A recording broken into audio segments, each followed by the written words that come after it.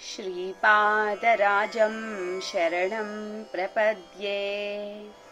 श्रीसिद्धमङ्गलस्तोत्रम् श्रीमदनन्ता श्रीविभूषिताप्पललक्ष्मी नरसिंहराजा। जय विजयी भव दिग्विजयी भव श्रीमदखण्डा श्रीविजयी भव। श्रीविद्याधरी राधसुरेखा श्रीराखीधर श्रीपादा। जय विजयी भव दिग्विजयी भव श्रीमदखण्डा श्रीविजयी भव। माता सुमती वात्सल्यामृता परिपोषित जय श्रीपादा। जय विजयी भव दिग्विजयी भव श्रीमदखण्डा श्रीविजयी भव। सत्य ऋषीश्वर दुहितानन्दन बापनार्यनुत श्रीचरणा। जय विजयी भव दिग्विजयी भव श्रीमदखण्डा श्रीविजयी भव। सवितृकाठक चयन पुण्यफल भारद्वाजा ऋषिगोत्रा सम्भवा। जय विजयी भव दिग्विजयी भव श्रीमदखण्डा श्रीविजयी भव। दो चौपाति देव लक्ष्मी घन संख्या बोधित श्रीचरणा।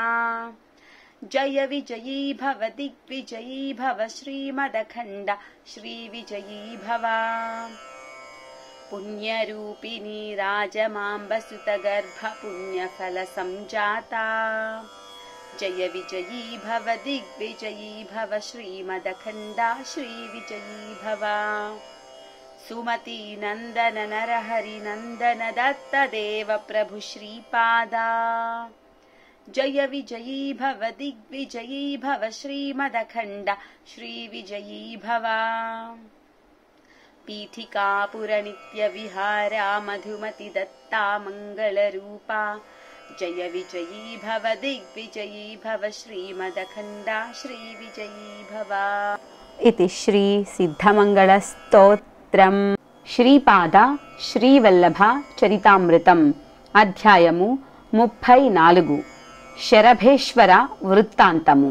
మేమిద్దరమును కొన్ని దినములు ప్రయాణము చేసి మరి ఒక గ్రామమునకు చేరుకొంటిమి. శ్రీ ధర్మగుప్తుల వారును నేనును శ్రీపాదుల వారి నామస్మరణము చేసుకొనుచు వారి అపారమైన దయాదాక్షిణ్యములను తలచుకొనుచు ప్రయాణమును కొనసాగించుచుంటిమి. మార్గ మధ్యమమున మాకు ఎవరో ఒకరు ఆతిథ్యమిచ్చుచుండిరి. కొన్ని చోట్ల రెండెడ్ల బండిపై ప్రయాణమును సాగించితిమి. కొన్ని చోట్ల గుర్రపు బండి మీద ప్రయాణమును చేసితిమి. మరికొన్ని చోట్ల కేవలము పాదచారులుగానే ప్రయాణమును చేసితిమి. మేము ఏ విధముగా ప్రయాణము చేసినను మార్గ మధ్యమున ఎవరి ఆతిథ్యమును స్వీకరించినను అదంతయు పరోక్షముగా వీక్షించడి శ్రీపాద శ్రీవల్లభుల లీలా విశేషముగానే తలంచితిమి. మేము చేరుకున్న ఆ గ్రామమునందలి విశేషమేమనగా ఒకానొక బ్రాహ్మణ గృహమున ఆ ఇంటిలోని సామాను అంతయును వీధిలో పడవేయబడుచుండెను. అతని భార్యాపుత్రులు కూడా గృహమునకు వెలుపలనే ఉండిరి. ఆ బ్రాహ్మణుడు ఒక రుణదాత నుండి కొంత ద్రవ్యమును రుణముగా పొందియుండెను. అతడు రుణమును తీర్చలేకపోయెను.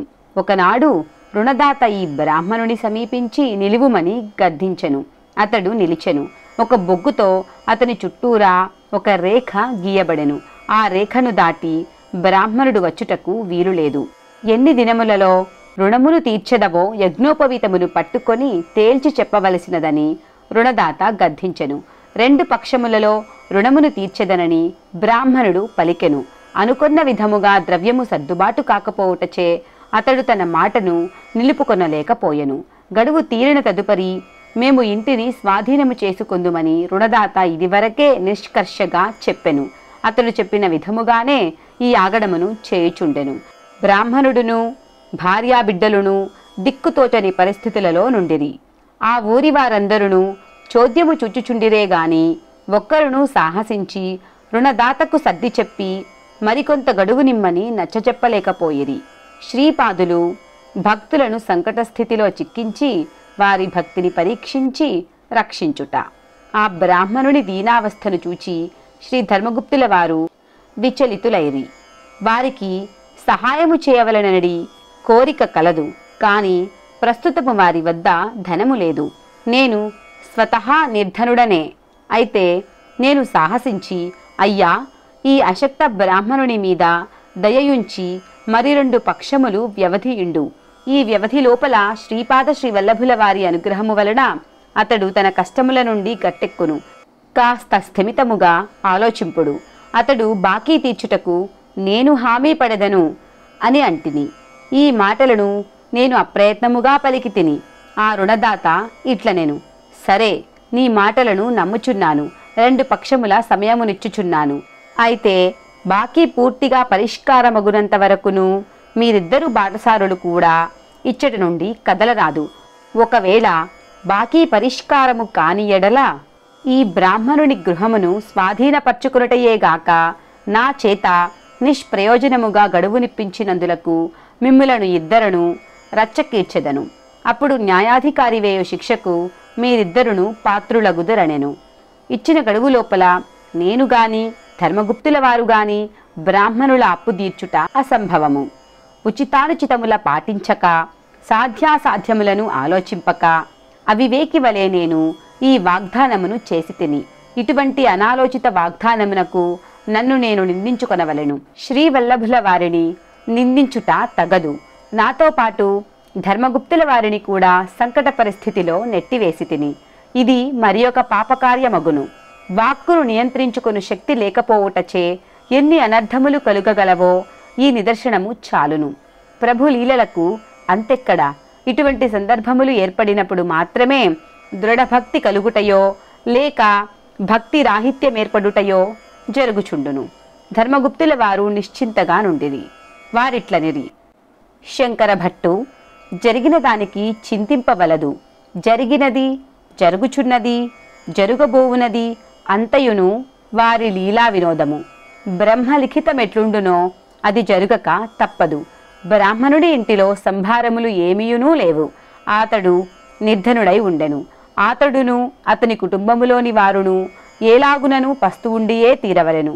వారితో పాటు మేమిరువురమును కూడా అతిథులమై ఉంటిమి. మేము కూడా పస్తుండియే తీరవలెను. శ్రీపాదుల వారి అనుగ్రహమున నిలువ నీడ దొరికినది. అంత మాత్రమే చాలుడని తలపోసి తిని. ఆకలిగా ఉన్న వేళల యందును, అలసి సొలసియున్న వేళల యందునను, అప్పులవారు దండించు వేళల యందునను, ఏమి చేయవలెనో ఏమి చేయకూడదో తెలుసుకొనలేని సందిగ్ధ పరిస్థితుల యందునను, విషమ పరిస్థితుల యందునను శ్రీపాద శ్రీవల్లభులు వారు మాత్రమే దిక్కని నాకు తోచెను. మేము స్నాన సంధ్యలను ముగించుకొంటిమి. శ్రీపాద శ్రీవల్లభుల వారి నామస్మరణము తప్ప వేరు దిక్కు లేదని తలచి వారి నామస్మరణమునకు పూనుకొంటిమి. ఆ దరిద్ర బ్రాహ్మణుని ఇంట దైవమునకు దీపారాధనము చేయుటకు నూనె, వత్తి వగైరా సామాగ్రి కూడా లేకుండెను. శ్రీపాదరాజం శరణం ప్రపద్యే అను మంత్రమును చెప్పుచుండగా ఇంటిలోని వారందరూ దానిని తిరిగి అనుచుండిరి. ఆ వీధిలోని బాలురు, వృద్ధమాతలు పోగైరి. వారు కూడా శ్రీపాదుల వారి ఈ నామస్మరణమును భక్తితో చేయుచుండిరి. ఇంతలో ఆ బ్రాహ్మణుని ఇంటికి కొంతమంది పంటకాపులు కూడా వచ్చి ఉండిరి. బ్రాహ్మణుని బాకీని తీర్చుటకు నేను హామీ పడినట్లును, నేను ఏదో ఒక మహాపురుషునికి శిష్యుడననియు, అందువలననే నా యొక్క దైవీ శక్తితో బ్రాహ్మణుని బాకీ తీర్చుటకు సంసిద్ధుడనైతిననియు, నిజముగా దైవశక్తి లేని ఎడల నేను ఇంతటి గట్టి హామీని ఇచ్చియుండననియును, నేను గొప్ప జ్యోతిష్కుడననియును గ్రామములో ప్రచారము ఊపందుకొనెను. ఆ ఊరిలోని పంటకాపులకు పందెములు కాయుటయందు ఆసక్తి మెండు. ఆ బ్రాహ్మణుడు రుణమును తీర్చగలడని కొందరు, తీర్చలేడని కొందరు పందెములను కాయుచుండిరి.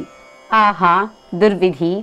సుఖముగనున్న ప్రాణమును దుఃఖమున పెట్టుకుంటిని. నోటికి వచ్చినట్లు అసాధ్యమైన వాగ్దానమునిచ్చి ఇరుకున పడితిని. బ్రాహ్మణుడి బాకీ తీర్చలేకపోదునా రచ్చకీర్చుదురు. నాతో పాటు ధర్మగుప్తుల వారును సంకటమున పడెదరు. దీనికి తోడు నా యొక్క శుష్క వాగ్దానముపై ఆధారపడి కొందరు పందెములను కాయుచున్నారు.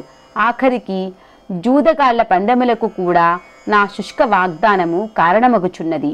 దివ్య వినోదియు క్షణక్షణ లీలా విహారియునగు శ్రీపాదుల వారి దివ్య శ్రీచరణములు మాత్రమే దిక్కని నమ్మియుంటిని. సత్యం విధాతుం నిజభృత్య భాషితం అని నారద మహర్షి మహావిష్ణువుతో అనిన మాటలు నా స్ఫురణకు వచ్చెను. నారాయణుని భక్తులు భృత్యులు పలికిన వాక్కులను నారాయణుడు గమనించి వారిని సత్యవాక్కులుగా చేయవలసిన బాధ్యత నారాయణునిపై మాత్రమే యుండెనని భావించి తిని. ఆ గ్రామమున శరభేశ్వర శాస్త్రి అను పండితుడు ఉండెను. అతడు గొప్ప మంత్రశాస్త్రవేత్త. అతడు ఏదో ఒక ప్రేతాత్మ అనుగ్రహమున భూత భవిష్యత్ వర్తమానములను తూచా తప్పకుండా చెప్పుచుండెను. కొంతమంది పందెగాళ్ళు శరభేశ్వరుని వద్దకు పోయి విషయమును విన్నవించిరి. అతడు ఆ ప్రేతాత్మను శరణు వేడెను. ఆ ప్రేతాత్మ బ్రాహ్మణుడు బాకీ తీర్చలేడని చెప్పినది. దీనితో పందెముల జోరు మరింత హెచ్చెను. గ్రామములోని పందెగాళ్లైన పంటకాపులు నూర్ల కొలది వరహాలను పందెముగాయచొచ్చిరి. శరభేశ్వర శాస్త్రి గొప్పవాడా, శంకర శాస్త్రి గొప్పవాడా అను విషయము ఈ పందెములో నిశ్చయింపబడునని పందెగాళ్ళు ఉత్సాహముతో పందెములు కాయచుండిరి. శ్రీపాద ప్రభు, ఆఖరికి నన్ను జూదగాళ్ల మధ్య నిలిపితివి, రచ్చకీర్చబడుటకు సిద్ధము చేసితివి. లేనిపోని ఆశలను కల్పించి ఆ బీద బ్రాహ్మణుని కడగండ్ల పాలు చేయదలచితివి. ధర్మస్వరూపులైన ధర్మగుప్తుల వారిని కూడా సంకటముల పాలు చేయదలచితివి. ఈ దివ్య వినోదము యొక్క అంతరార్థమేమిటో నాకు అవగతము కావుటలేదు. అంతంత మాత్రము చదువుగలవాడినైన నేను ఏమాత్రమును ఆధ్యాత్మిక శక్తి లేనివాడను. జ్యోతిషాది మహావిద్యలను ఎరుగనివాడను. జపతపములు, యోగాభ్యాసములు, కఠినమైన నియమనిష్టలు లేనివాడను. కుతూహలమున శ్రీపాదుల వారి దివ్య చరిత్రమును వ్రాయుటకు సంకల్పించి తిని గాని అందులకు తగిన ఏమాత్రము అర్హత నేను లేనివాడను. నన్ను ఎట్లు కాపాడి ఉద్ధరించదవో నీ ఇష్టము అని ప్రార్థించి తిని. మొండివాడు రాజుకన్నా బలవంతుడని సామెత. నాలో మునుపు ఎన్నడూనూ లేని ధైర్యము చుగురింపసాగినది. కానున్నది కాక మానదనియును. శ్రీపాదుల వారు నన్ను ఏదో ఒక విధమైన ఉపాయముచే ఉద్ధరించెదరనియును దృఢముగా విశ్వసించి తిని. శరభేశ్వర శాస్త్రికి ఒక చెల్లెలుండెను. ఆమె కూడా అదే గ్రామమున నివసించుచుండెను. ఆమెకు ఉషఃకాలమున ఒక స్వప్నము కలిగెను. ఆమెకు మిక్కుటముగా జ్వరము వచ్చినట్లును, ఆమె యొక్క భర్త మరణించినట్లును, ఆమెకు వైధవ్యము కలిగినట్లును ఆ స్వప్నము యొక్క సారాంశము. ఆమె తన అన్నగారైన శరభేశ్వర శాస్త్రిని స్వప్న ఫలితమును గూర్చి ప్రశ్నించెను. శరభేశ్వరుడు తను ఉపాసించు ప్రేతాత్మను ఈ విషయమై అడిగెను. అంతటా ఆ ప్రేతాత్మ ఆమె భర్త దేశాంతరమునందున్నాడనియు, మార్గమధ్యమున దొంగలు ఈతనిపై బడి ధనమును దోచుకుని అతనిని చంపివేసిరనియును చెప్పెను. ఆమె కన్నీరు మున్నీరుగా విలపించుచుండెను. ఇంతలో పందెగాళ్ళు ఆమె ఇంటికి చేరి, మన గ్రామములో శంకరభట్టు అనేడి మహానుభావుడొకడు అరుదెంచెననియు, అతడు ఘటనాఘటన సమర్థుడనియు, శ్రీపాద శ్రీవల్లభులనియడి గొప్ప దైవమును అతడు ఆరాధించుచుండెననియు, అతని వలన సత్య వివరణమును పొందవచ్చుననియు తెలియజేసిరి. ఆమె ఇంతకు పూర్వము ఎన్నడూనూ తన అన్న కంటే గొప్పవాడైన పండితుని గురించి వినలేదు. మొట్టమొదటిసారిగా తన అన్నను మించిన పండితుని గూర్చి విని ఆ మహానుభావునికి తన బాధను వివరించి ఆశీర్వాదములు పొందగోరెను. ఆమెను మేమున్న ఇంటికి తీసుకొని వచ్చిరి. అన్నా, నా మాంగల్యమును కాపాడుము అని ఆమె నన్ను దీనముగా ప్రార్థించినది. నా హృదయము ఎంతగానో చలించిపోయినది. శ్రీపాదుల వారి నుండి వివాహ సమయమున పంచదేవ పహాడ్ నందలి పంటకాపు పొందిన మంత్రాక్షతలు నా వద్ద కొన్ని ఉండెను. నాలో ఏదో దివ్య స్ఫురణ కలిగినది. సాక్షాత్తు శ్రీపాదుల వారి నుండి ఇయ్యబడిన మంత్రాక్షతలు కనుక ఈమె మాంగల్యము కాపాడబడునని నాకు స్ఫురించెను. అమ్మా, ఈ మంత్రాక్షతలను నీవు తీసుకొనుము. ఇవి పసిడి అక్షింతలు. వీటిని నీ పూజాగృహమున భద్రపరుచుకొనుము. నీ భర్త కొలది రోజులలోనే నిన్ను చేరును. ఇది సత్యము అని పలికితిని. శరభేశ్వర శాస్త్రికి పందెములను కాయు పంటకాపులు ఈ వర్తమానమును అందించిరి. అతడు అగ్గి మీద గుగ్గిలమాయెను. నిజముగానే ఆమె భర్త సజీవ స్థితిలో ఇంటికి వచ్చిన ఎడల ఆ బీద బ్రాహ్మణుని బాకీ తీర్చివేయుటయేగాక శంకర భట్టును గురువుగా స్వీకరించి నేను కూడా శ్రీపాద శ్రీవల్లభుల వారిని ఆరాధించదనని అతను పలికెను. 3 రోజులు గడిచినవి. ఈ 3 రోజులలోనూ కొంతమంది పంటకాపులు నేనుంటున్న బీద బ్రాహ్మణుని ఇంటికి ఆహార సామాగ్రిని తెచ్చుచుండిరి. వారు నా మీద పందెమును కాసినవారు. నేను విజయుడనైనచో వారు కూడా విజయమును పొందెదరు. వారికి పందెములో విశేష ధనము లభించును. 3 రోజుల అనంతరము 4వ రోజు శరభేశ్వర శాస్త్రి చెల్లెలు భర్త దేశాంతరము నుండి క్షేమముగా వచ్చెను. ఆ బ్రాహ్మణ స్త్రీ ఆనందమునకు అంతులేదు. నేను ఇచ్చిన మంత్రాక్షతల మూలముననే ఆమెకు సౌభాగ్యము నిలిచెనని ఆమె తలపోసెను. ఆమె భర్తను దొంగలు మార్గమధ్యమున చంపబోగా ముస్లిం పహిల్వాను ఒకడు ఆ దొంగలను సంహరించి ఆ బ్రాహ్మణుని రక్షించెను. ఆహా! శ్రీపాదుల వారి మహిమ అపారము. శరభేశ్వర శాస్త్రిలోని అహంకారము నశించెను. నా యొక్క జోష్యము నిజమైన కారణమున మేము ఉంటున్న ఇంటి యజమాని రుణమును శరభేశ్వర శాస్త్రి తీర్చివైచెను. శరభేశ్వరుడు నన్నును ధర్మగుప్తుల వారిని తమ ఇంట ఆతిథ్యమును స్వీకరించవలసినదని కోరెను. మేము వెళ్ళయంటిమి. శరభేశ్వరుడు, అయ్యా, దశమహావిద్యలలోనూ ఒకటైన ధూమావతీదేవిని నేను ఆరాధించువాడను. తంత్ర గ్రంథముల ప్రకారము ఆమె ఉగ్రతారయే. ఆమె ప్రసన్న అయిన ఎడల రోగ శోకములను నాశనము చేయును. కుపిత అయిన ఎడల సర్వ సుఖములను కామనలను నాశనము చేయును. ఈమెకు శరణాగతి చెందుట వలన విపత్తులు నాశనమై సంపదలు లభించును. ఆమెకు కోపము కలిగిన ఎడల క్షుత్పిపాసలు, కలహములు, దారిద్ర్యములు సంభవించును. నేను ఆ మహాతల్లి అనుగ్రహమును పొందితిని. ఉచ్చాటన మారణాదులను ఆ మహాతల్లి నివారించును. చేతబడి మొదలైన వాటిచే బాధపడు జనులను రక్షించుటకు ఈమె ఉపాసన అనివార్యము. జనులకు హితకరముగా నుండునట్లు నేను కొన్నాళ్ల పాటు ధనకాంక్షారహితుడనై ప్రవర్తించియుంటిని. ఆ పైన నేను ధనకాంక్ష కలిగిన వాడినై ఉచ్చాటన మారణాదులను పొందిన వారి నుండి ధనమును విశేషముగా ఆకర్షించుచుంటిని. ఇది ఆ మహాతల్లికి సమ్మతము కాదాయను. ఇంతలో ప్రాణమయ జగత్తులోని మహాబలీయమైన ఒక ప్రేతాత్మతో నాకు అనుబంధం ఏర్పడినది. ఆ ప్రేతాత్మ సహాయముతో నేను భూత భవిష్యత్ వర్తమానములను చెప్పగలుగు అపూర్వమైన శక్తిని పొందియుంటిని. అటువంటి ప్రేతాత్మలు వాటిని ఉపాసించు వారిని చివరకు దైన్య జీవనునిగా చేయును. వాటిని ఉపాసించనే కూడదు. ఒకవేళ ఉపాసించిన పక్షమున ఆ శక్తుల ద్వారా సమకూడిన ధనమును ప్రజోపయోగము నిమిత్తము ఆర్తులకు అర్ధార్తులకు దానము చేయవలెను. అటుల చేయుట వలన ఆ ప్రేతాత్మ సదా మన ఆధీనములోనే యుండును. అటుల చేయక స్వార్థముతో ధనార్జనమును చేసిన ఎడల ఆ ప్రేతాత్మలు ఏదో ఒక తప్పుడు జోస్యమును చెప్పి సాధకుని అవమానముల పాలు చేసి నిర్ధనునిగా చేయును. అంతేగాకుండా ఒక్కొక్క పర్యాయము మరణము కూడా సంభవింపవచ్చును. స్వార్థము వలన మనలోని పుణ్యరాశి క్షయమైపోవును. అప్పుడు ఆ ప్రేతాత్మ మనలను అష్ట కష్టములు పాలు చేయును. నేను అవివేకినై ధనార్జనము చేయుచు స్వార్థపరుడనై జీవించితిని.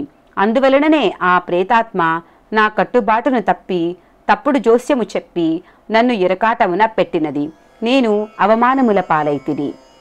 ఈనాటి నుండి మీరు నాకు గురుదేవులు, నన్ను మీ శిష్యునిగా స్వీకరింపుడు అని కోరిరి. అంతట నేను, అయ్యా, ఈ ప్రపంచమునకు ఈ సృష్టికి శ్రీపాద శ్రీ వల్లభుల వారు తప్ప వేరే గురువు ఎవరునూ లేరు. నేను అహంకారముతో గురువునని భావించిన ఎడల నీవు పొందిన అవమానముల కంటెను నేను ఎక్కువ పొందవలసి ఉండును. మేము కురుంగడ్డ నుండి వచ్చినప్పుడు శ్రీపాదుల వారు దశమహావిద్యలను గురించి సంక్షిప్తముగా చెప్పిరి. మిగతా విషయములు ఎప్పుడు ఎంతవరకు తెలియజేయబడవలెనో అంతయును బోధపరచబడునని చెప్పిరి. దశమహావిద్యలలోని కాళీ గురించి ధూమావతి గురించి మీ వలన తెలుసుకొనగలిగితిమి. అయ్యా, దయవుంచి నన్ను గురువును చేయకుము. నేను కొన్ని విచిత్ర పరిస్థితులలో ఇచ్చట చిక్కుకుంటిని. వాటి నుంచి బయటపడితిని. శ్రీపాదుల వారు చిక్కులను కలిగించుటలో బహు నేర్పరి. వాటి నుంచి తన భక్తులను బయట పడవేయుటలో బహు చమత్కారులు. సదా శ్రీపాద శ్రీ వల్లభుని నామస్మరణము చేయుటయే ఇహపర సాధనము అని చెప్పితిని. శ్రీపాద శ్రీ వల్లభులకు జయము జయము. అధ్యాయము 34 సమాప్తం. శ్రీపాదరాజం శరణం ప్రపద్యే.